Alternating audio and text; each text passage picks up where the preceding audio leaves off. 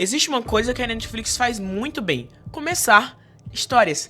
A Netflix sabe criar evento, sabe gerar conversa, sabe fazer você apertar o play sem pensar duas vezes. Mas existe um outro talento, um menos comentado, que ela também desenvolveu com o tempo: a dificuldade quase crônica de terminar essas histórias com a mesma força que começou. E Stranger Things, sendo o maior símbolo da Netflix, acaba virando também o maior exemplo desse padrão, porque Stranger Things chega nessa última temporada com um peso absurdo nas costas, e não é exagero dizer que era para ser o grande evento da plataforma.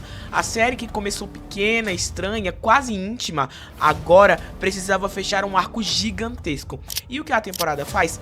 Ela tenta ser grande o tempo inteiro. Grande em escala, grande em duração, grande em número de tramas. Só que quanto mais coisa entra, mais a gente começa a perceber escolhas de roteiro que estão ali não porque a história precisava, mas porque a estrutura precisava preencher espaço.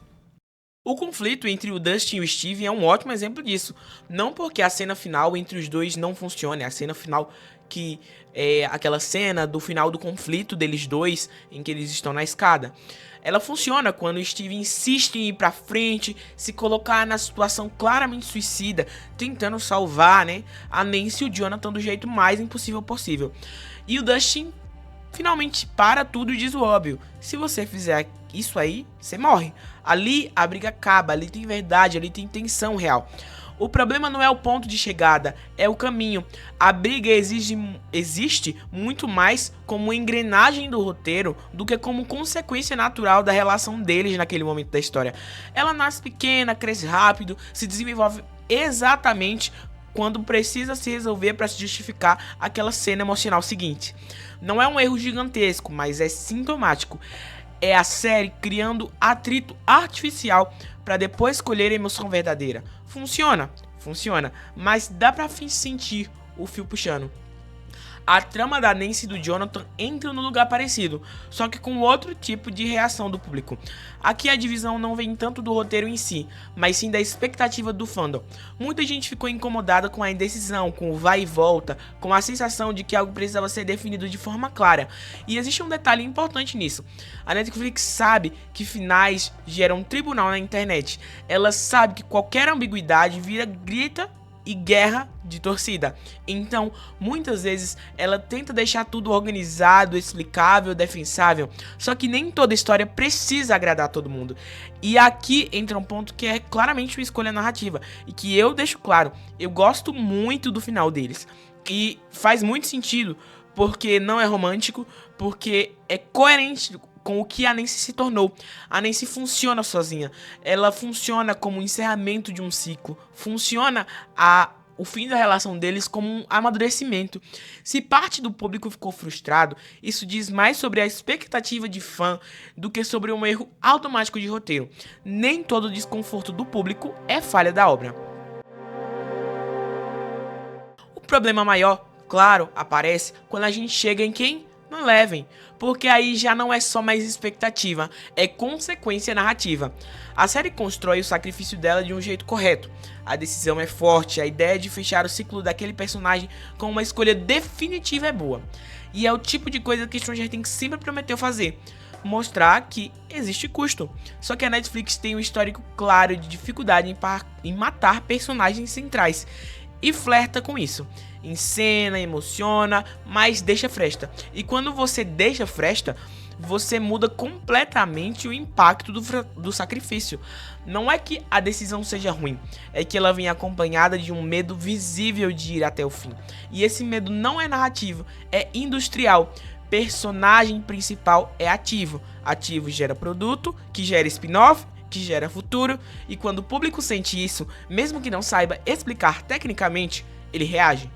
E é exatamente aí que a batalha final começa a mostrar suas fragilidades, porque no papel era para ser o momento máximo, o ponto em que tudo converge, mas a batalha é rápida demais, simples demais, resolvida com menos peso do que deveria. Algumas cenas funcionam individualmente, como a Joyce tendo aquele momento direto, cru, pessoal, quando enfrenta o Vecna e deixa claro que ele mexeu com a família errada.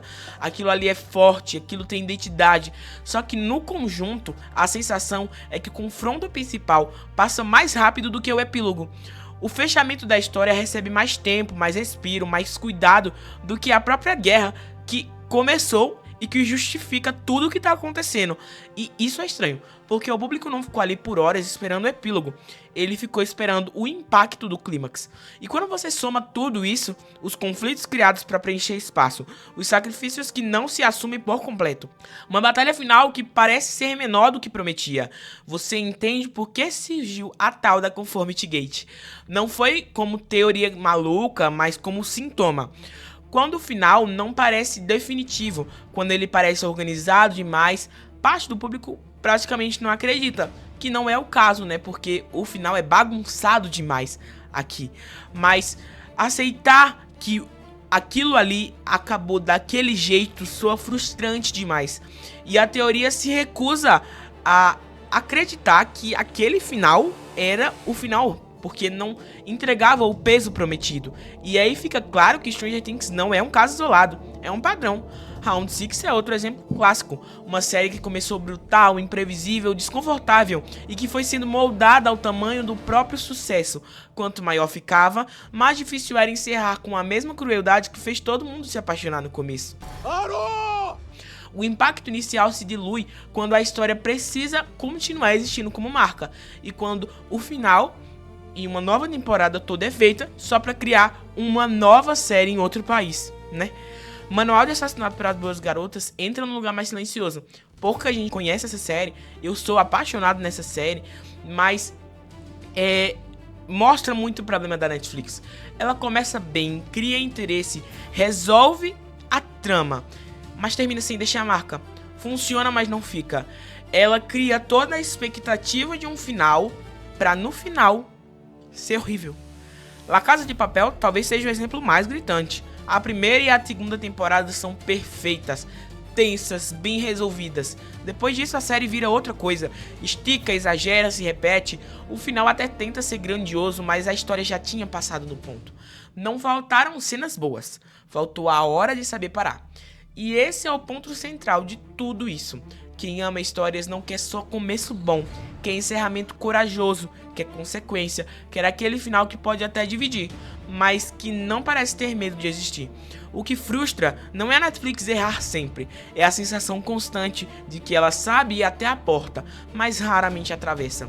Ela cria mundos, personagens, eventos gigantescos e na hora de fechar, escolhe o caminho mais seguro. E talvez esse seja o paradoxo da Netflix. A plataforma que revolucionou a forma de assistir histórias parece ter dificuldade justamente no momento mais antigo do ato de contar histórias. Saber quando terminar e como terminar. Porque começo chama atenção, meio sustenta, mas final é o que fica. E quando o final é confortável demais, ele passa. E quem ama a história não quer que eles passem, quer que eles fiquem.